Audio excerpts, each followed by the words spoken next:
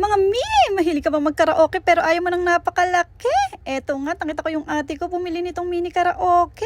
Ako nga'y tawang-tawa at bakit naman napakaliit, baka naman yan iingaw-ingaw. Pero ako nga'y nagulat at napaka-cute at napakaganda ng kulay. Eto nga pala may maraming kulay. Ikaw nang bahala kung anong paborito mong color. At eto nga mic ay napaka-cute. Saktong-sakto lang sa akin maliliit na kamay. Tara nga at buksan na natin na magkaalaman na kung sa murang halaga ay worth it ba talaga.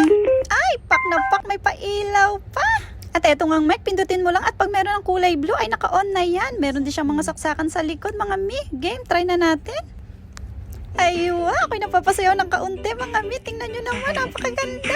Ay, mga Mi, hindi nyo na marinig ang tugtog. Pasensya na at pinagbawalan ako ni TikTok. Hayaan nyo na, mga Mi, pero talagang napakaganda nitong mini karaoke. Kayo nang bahalang humusga pag kayo bumili. So, ayan, mga Mi, pasensya na talaga. So ayan mga Mi, tanggalin mo na ang stress mo, pumasok ka sa kwarto at mag-mini karaoke. Napakamura lang nito mga Mi, kaya naman, check out na, dali, andyan yung yellow basket.